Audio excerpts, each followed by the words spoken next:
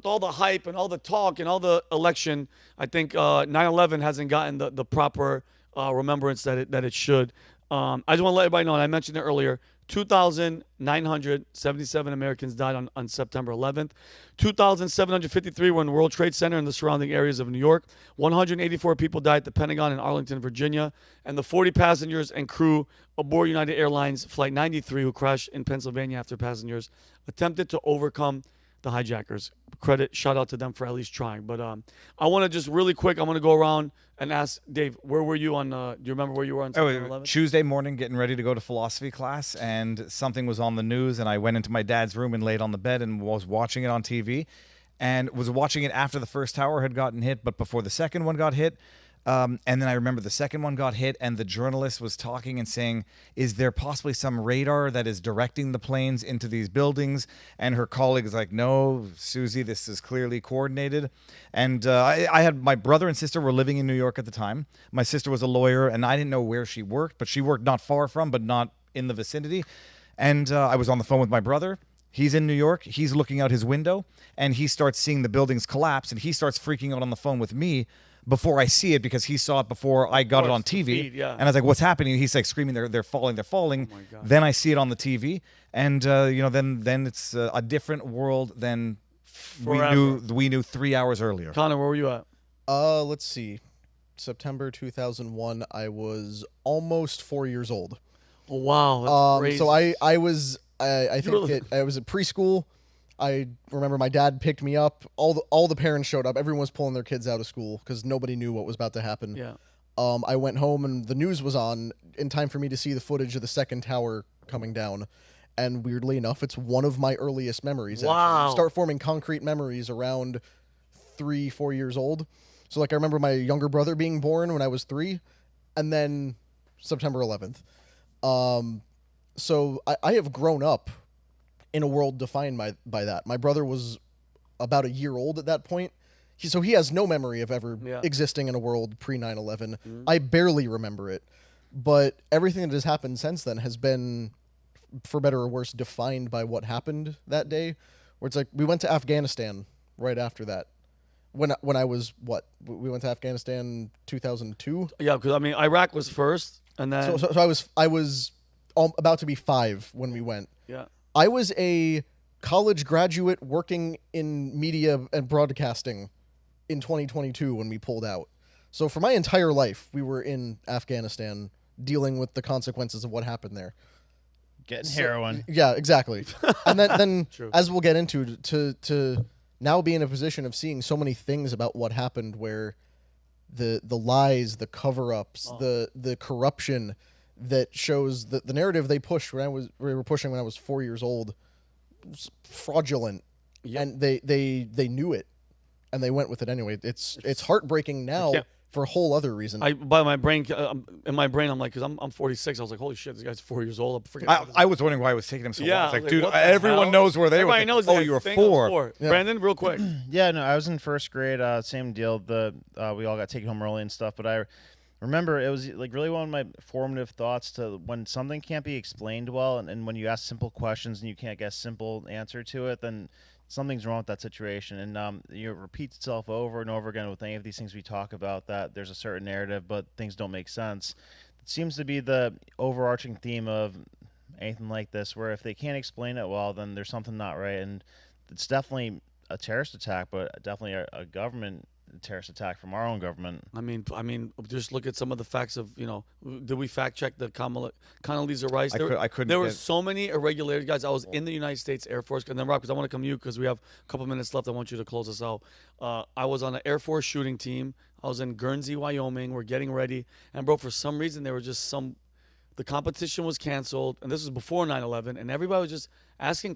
It was weird. It was just weird because it's like we were on high alert. It was very, very odd. Everybody's A-bags were packed, and when I was told the competition was cut, I'm like, wait a minute, what do you mean? I'm the number one guy. I'm ready to go shoot and show off, and they're like, yeah. It was just I was there, and it happened, and dude, we all had to get flown back to our base. Everybody, I was going to get my anthrax shots and getting ready to freaking go to war, and it was just, bro, and I'm from New York, so we were calling my mom, my uncle who works at the World. It was like, It was insane, bro. Everybody was like, because if you're from New York, everybody was, and you weren't in New York, everybody was calling to find out where the hell are you? Is anybody near the World Trade? Because people were planes hit, shit was falling down. It was pandemonium, but it was one of those most surreal moments that brought everybody together. But like you said, Brandon, the amount of unanswered questions, the footage of the. Well, Rob, you're going to get into this? Oh, yes, I'd love to. Oh, please let Rob get into it. But can I say one thing, Rob, before we go to you? Because I want you to close us out. What bothers me the most, because of all these questions and all the irregularities that you're talking about and that Rob's going to get into right now, because they're unexplainable. And it's physics. They fell down, building number 7, all that bullshit.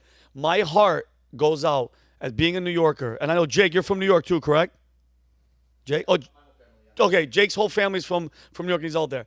I watched videos recently, a couple days ago, leading up to 9/11, of where the plane hit in Tower 1, Tower 2, and looking at the Americans that are hanging out of the windows. Think about this. They're hanging out of these windows, choking by the smoke. Okay, they have to make a decision. Okay, go back inside and burn to death. Okay, or jump to my death because I can't take it. They're suffocating, or just wait it out because, by the way, they're waving, thinking help is coming because there was choppers flying around. Nobody was coming to help. They were freaking murdered, and they were left up there to freaking die. And think about it, they came down with this rubble, and my heart goes up. Like, those last moments of your life are just sitting there. By the way, and the amount of people that jumped to their deaths, and if because there's a lot of questions circulating of who knew what, when did they know it, because there was exercises going on. That's why when the F-16s, when the Air Force was notified, like, hey, we're under attack, they're like, is this real world or exercise? They're like, no, this is exercise. The odds of them having an exercise the same day, kind of weird. Larry Silverstein, his insurance policy, but my heart goes out to all those people and their families, man. The words can't express how much I feel bad for them and for them to be put in that situation. But Rob, please, with your 9/11 oddities, please close us out. Sure. Not just did 2,977 Americans die on 9/11. We also have to remember the servicemen who have lost their lives defending freedom in the wars that followed. 2,459 U.S. service members lost their lives in the war in Afghanistan. 4,488 soldiers lost their lives in the war in Iraq. We never found weapons of mass destruction. You could go back and watch Donald Trump calling out both Bushes during the 2016 debate. It's fantastic. The war in Iraq was a lie. We all know that. But let's go through the 9/11 oddities. If they tell you that you cannot forget, remember, we must, what is it? 9/11, never forget. Well, then do not forget the weird things that took place on 9/11. And these are facts. You can go and Google them yourselves. I'm just going to run through a list of them. You guys weigh in wherever you want. But these are not debatable. These are actually things that happened. Yeah. And I want in this day and age where we continue to get memory hold with things. Look, we talked about Trump's assassination. That happened 7-8 weeks ago. It feels like a lifetime ago. Yeah. Nobody even talks about it. Yeah. We talk more now about JFK's assassination than the assassination that happened 2 months ago. Yeah. So let's go through some of the oddities. First, we all know the missing trillions. Donald Rumsfeld announces they're missing $2.3 trillion in transactions. They go missing. Do you know when he made that announcement? Day before. September 10th, 2001. He stated the Pentagon was unable to account for approximately $2.3 trillion in transactions. The next thing, has anybody here ever heard of Pentagon Maskell? Do you guys know what this is? No. No. Pentagon Maskell was a contingency exercise held at the Pentagon between October 24th and October 26th of 2000. The exercise simulated a plane crashing into the Pentagon and the emergency response capabilities of Pentagon staff, emergency medical personnel, protective services, and government officials. It's like COVID event 201 happening like months before COVID happened. No, the argument's going to be they always do things like this. So when it happens, they will have always had one test, whatever, in the days or weeks leading up to it. Why is always a few months before? Here's another interesting oddity from 9/11, the insider trading. Are you guys aware of the stock short? I was just Googling because I thought I remembered that. Yeah. Snopes said it's false, and yet I just found an article from CBS News from 2001 saying, yeah, it's odd that these puts were put in. Snopes can go to hell. I don't listen to Snopes. There was a significant increase in the purchase of put options on both American and United Airlines, the two airlines that were involved. And this is not airlines today. This is airlines 2001. You had, let's think, was like Pan Am. Yes, Pan Am. What was the one that went to TWA? There were a lot of different airliners. The odds that 2 of those airliners that were involved in the attacks had stock shorts put on them, very interesting. Do you guys remember there was NORAD training, and I think you mentioned this, Vinny, on September 11th? On September 11th. They had the North American Aerospace Defense Command was involved in an ongoing operation which involved deploying fighter aircrafts to northeastern North America on September 11th. And they claim that is part of the reason why they weren't able to dispatch the fighter jets to intercept the hijacked airliners. What a great timing. They were out busy training. Wow, great excuse, huh? We all are aware of the dancing Israelis, correct? Yep. Are you guys aware of the dancing Israelis' ties to the Urban Moving Company? Ooh. The Urban Moving Company was a small Israeli-owned business based in New Jersey. It was involved in moving furniture and equipment for Israeli businesses and individuals in the area. However, some of the individuals who were suspected of being the dancing Israelis were either employees or associates of Urban Moving Company, the Israeli-owned business, who their offices were raided in the days after 9/11 after they captured the dancing Israelis, and they held them captive for 2 months in the United States, interrogating them. They raided their offices in the days following 9/11. Everything vanished. Computers, paperwork, filing cabinets, everything gone. That's so weird. You are going to get to the passport that was found intact at the base of one of the buildings. You know what's so crazy? That's not even in my... Because this is one where I was having a discussion with someone, and they said, you did know this, right? And I'm like, I'm reasonably informed. Like, no, I did not. They found one of the passports after the plane crashed into the building at the base of one of the towers. Not intact. burned. Perfect condition, Rob. Go ahead. You spoke of Muhammad Atta. Let's go to Muhammad Atta's father.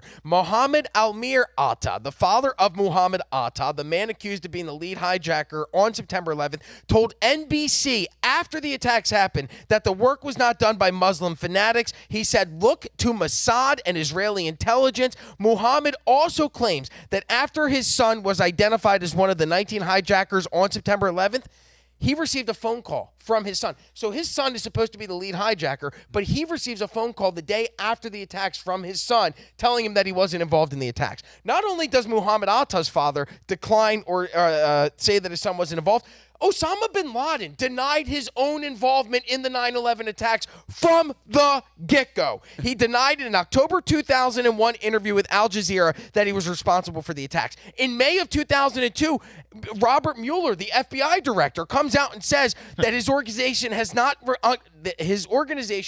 uncovered a single piece of paper, either here in the United States or in the treasure trove of information that they found in Afghanistan or elsewhere, that mentioned any aspect of the September 11th plot tied to bin Laden. The FBI says bin Laden didn't do it. Bin Laden says he doesn't do it, yet the news media reports that he did it, and the government tells you that he did it, so everybody buys into it. A goat herder tethered to a dialysis machine definitely had the technology and the sophisticated planning to pull off this attack, right? Yes, by the way, the same guy buy that. The same guy that's hiding in a cave, right? They come out the day of 9/11 and they say bin Laden was behind this. He is responsible. Al-Qaeda did this, right? They knew that the day of the attacks.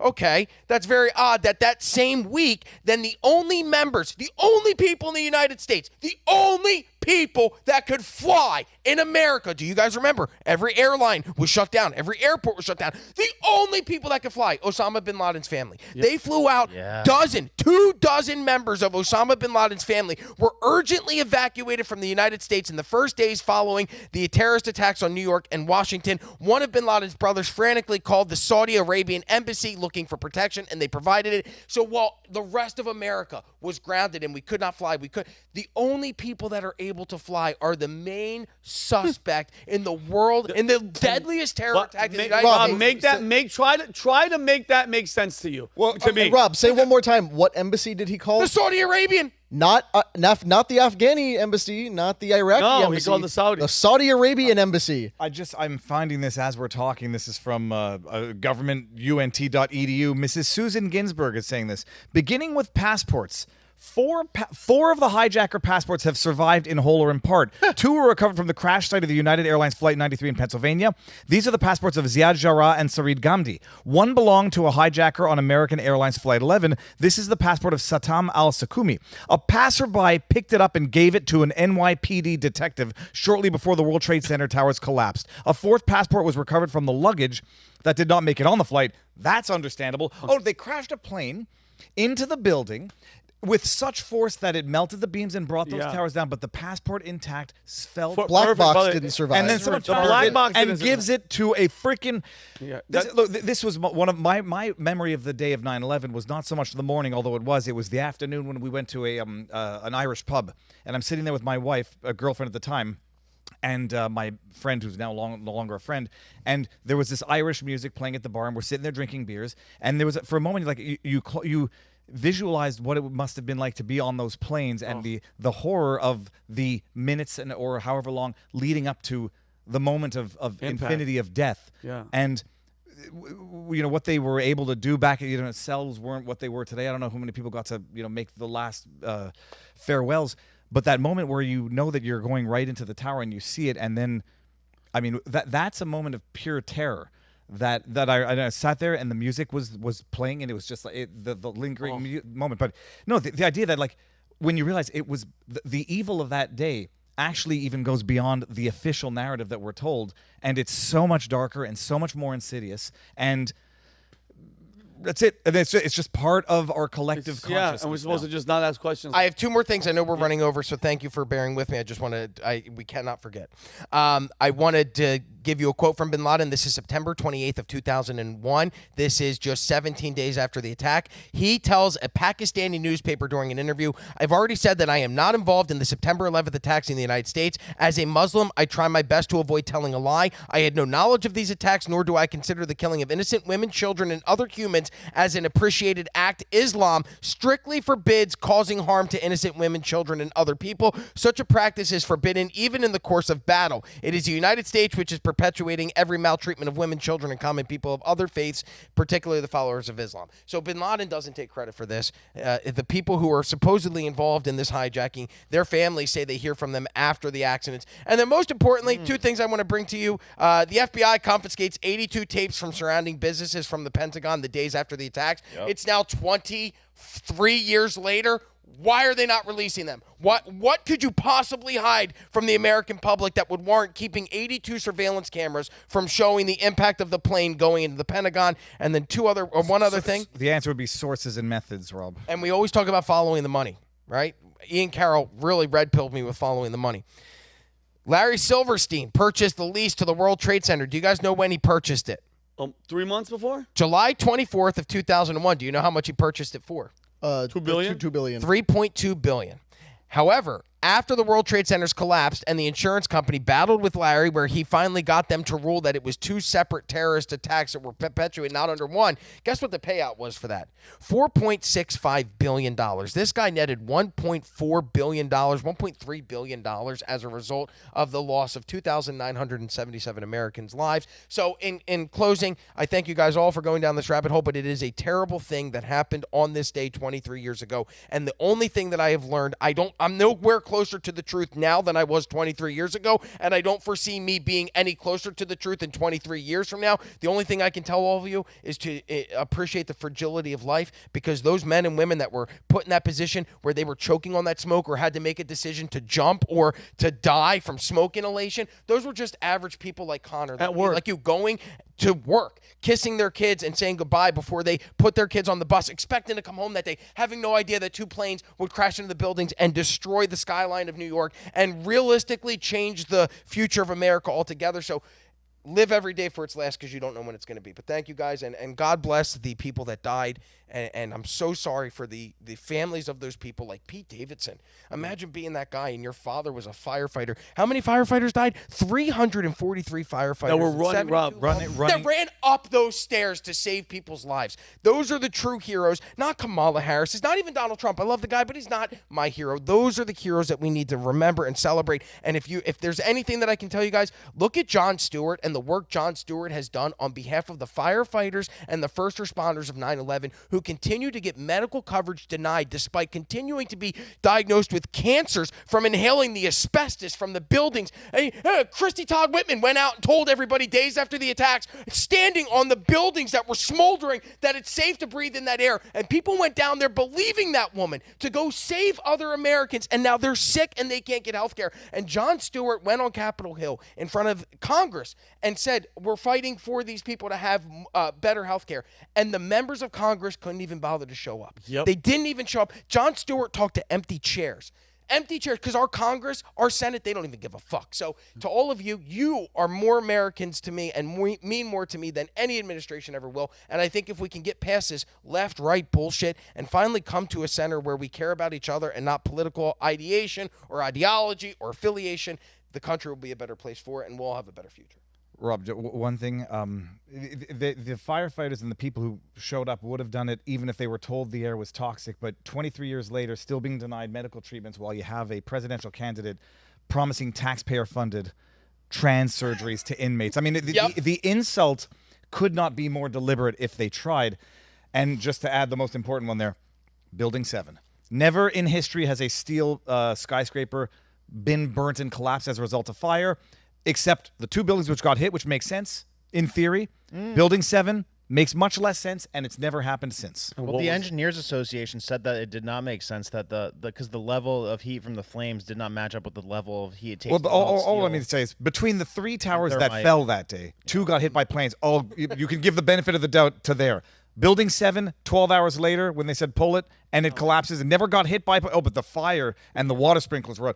Or, explain why they of thermite. Yeah, why they found military thermite grade there. Or explosive. the BBC reporting that the World Trade Center 7 had fallen. Well, it's in the background and still there. They're talking about the building falling. They're like, oh, yeah, Building 7. You could see it in the background. Wait a minute. Oh, there it is. Yeah, speaking of your boy Larry Silverstein, he ate breakfast, I think, on the top of Tower 1. Every day. Every single day. But I got goosebumps. But that day, he was like, nah, I just didn't feel like He had a dermatology. He had an old ass dude had a dermatology appointment. It's absolutely ridiculous. But again, and you nailed it, Rob. The evil does its dirt. We don't know who the hell they are. But again, if you're a believer in God and you're a Christian, just know that. Listen, you can get upset. It's all good.